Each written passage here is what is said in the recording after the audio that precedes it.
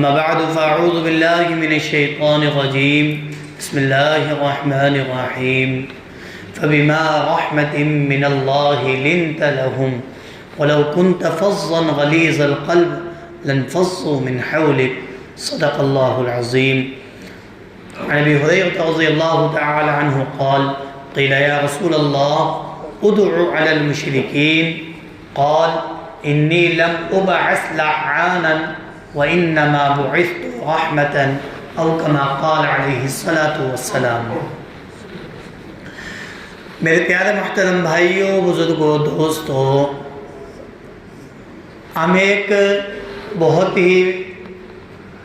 پیارے نبی اور اللہ کے محبوب صلی اللہ علیہ وسلم کے امتی ہے. ہم ایک ایسے نبی کے امتی ہے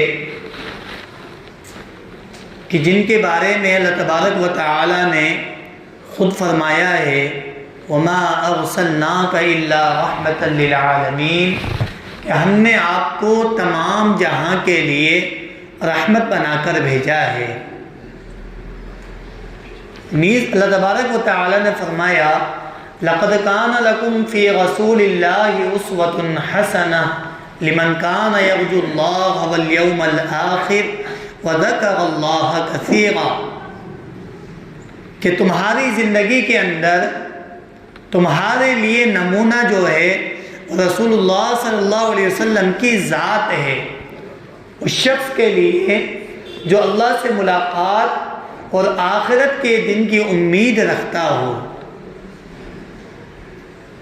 پیارے آقا جناب محمد رسول اللہ صلی اللہ علیہ وسلم کی سیرت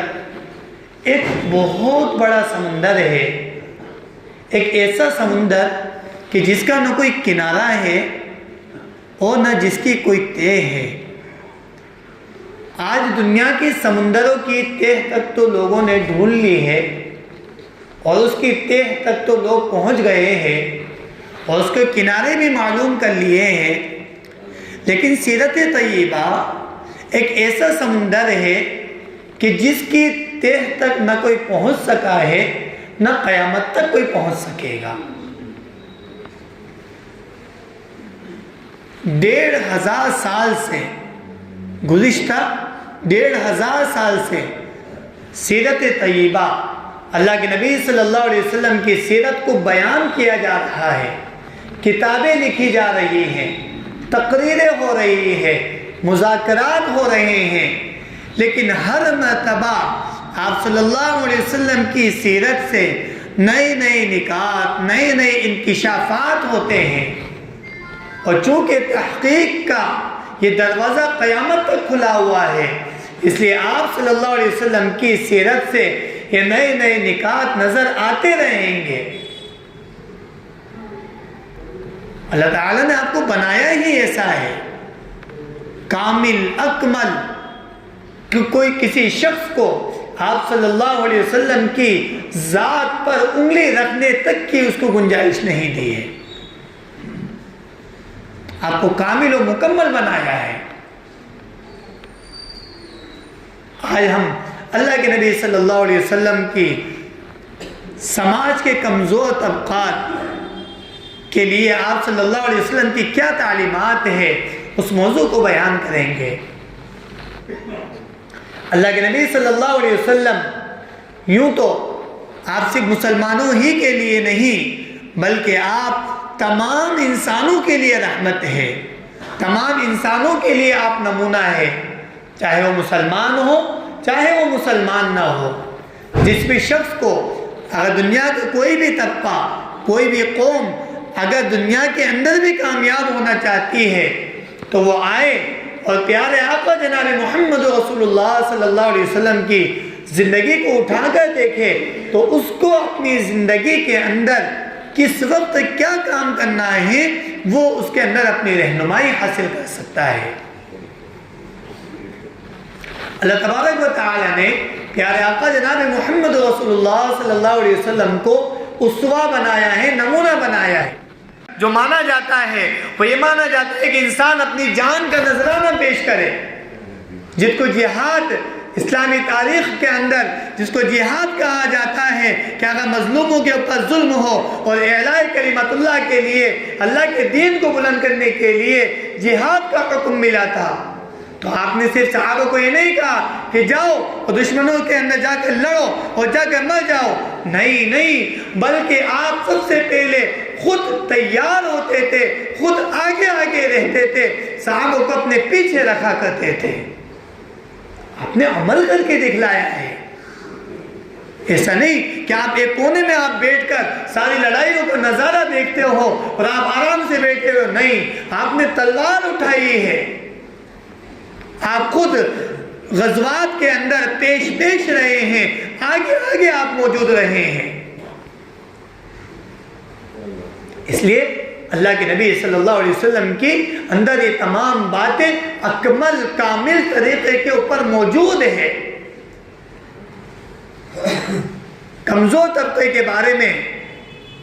فرمایا کہ جو مزدور طبقہ ہوتا ہے، جو غلام طبقہ ہوتا ہے، جو کسی کے ماتحت ہوتا ہے، جو کسی کی زیر نگرانی ہوتا ہے، اس کے بارے میں اللہ کے نبی صلی اللہ علیہ وسلم نے فرمایا خبردار، اپنے جو ماتحت ہیں ان کے بارے میں اللہ سے ڈرو۔ ایک مرتبہ ایک صحابی رضی اللہ عنہ نے عرض کیا، یا رسول اللہ صلی اللہ علیہ وسلم، میں اپنے غلام کو، میں اپنے نوکروں کو کتنی مرتبہ معاف کروں؟ آپ صلی اللہ علیہ وسلم خاموش رہے۔ پھر انہوں نے پوچھا کہ اللہ کے نبی میں کتنی مرتبہ معاف کروں؟ پھر آپ خاموش رہے۔ پھر تیسری مرتبہ پوچھا تو آپ صلی اللہ علیہ وسلم نے فرمایا کہ تم ایک دن میں 70 مرتبہ تم اپنے خادموں کو معاف کرو، اگر ان سے کوئی غلطی ہو جائے تو اس کو 70 مرتبہ معاف کرو۔ پھر سنیے، آپ نے یہ صرف کہہ کر نہیں کہا، بلکہ حضرت انس رضی اللہ تعالیٰ عنہ سے روایت ہے کہ اللہ کے نبی صلی اللہ علیہ وسلم کے بارے میں وہ ارشاد فرماتے ہیں کہ میں نے اللہ کے نبی صلی اللہ علیہ وسلم کی 10 سال خدمت کی ہے، 10 سال خدمت کی، لیکن اس 10 سال کے عرصے کے اندر کبھی بھی آپ صلی اللہ علیہ وسلم نے نہ ہی تو مجھے جھڑکا ہے اور نہ ہی کبھی مجھے یہ کہا کہ یہ تم نے یہ کام کیوں کیا یا یہ کام کیوں نہیں کہا، یہ کام کیوں نہیں کیا، بلکہ آپ تو یہاں تک فرماتے ہیں کہ آپ صلی اللہ علیہ وسلم نے مجھے کسی کام کے لیے اگر بھیجا ہوتا اور میں کسی کام کے لیے نکلا اور راستے کے اندر میں کھیل میں، چونکہ بچے تھے، میں کھیل میں لگ گیا تو اللہ کے نبی صلی اللہ علیہ وسلم نے خود نکل کر وہ کام کیا، لیکن مجھے اس کے اوپر ڈانٹا نہیں کہ میں نے تمہیں کس کام کے لیے بھیجا تھا اور تم کیا کرنے لگ گئے۔ 10 سال کا عرصہ ایک دو دن کی بات نہیں ہے۔ اور خادم، وہ جو نوکر لوگ جو اپنے اگر آقا کے اور اپنے جو سیٹ جو رہتا ہے اس کے ستائے ہوئے ہوتے ہیں تو وہ کبھی اس کی تعریف نہیں کیا کرتے۔ 10 سال کے عرصہ بتلا رہے ہیں۔ آپ نے فرمایا مزدوروں کے بارے میں کہ جو بھی مزدور کہ جس سے اگر کوئی کام لیا جائے تو اس کو اتنا کام اس سے نہ لے کہ اس کو تھکا کر رکھ دے، اگر اتنا ہی کام اگر لینا ضروری ہے تو خود بھی اس کا ہاتھ بٹائے، خود بھی اس کے اندر مدد کرے۔ فرمایا کہ جب مزدور اپنی مزدوری پوری کر لے، جب مزدور اپنا کام پورا کر لے تو اس کا پسینہ خشک ہونے سے پہلے اس کی مزدوری اس کو دے دی جائے۔ یہ نہیں اس سے کام پورا لے لیا لیکن جب مزدوری دینے کا وقت آیا تو اب ٹال مٹول کر رہے ہیں۔ دنیا کے اندر تو بچ جائیں گے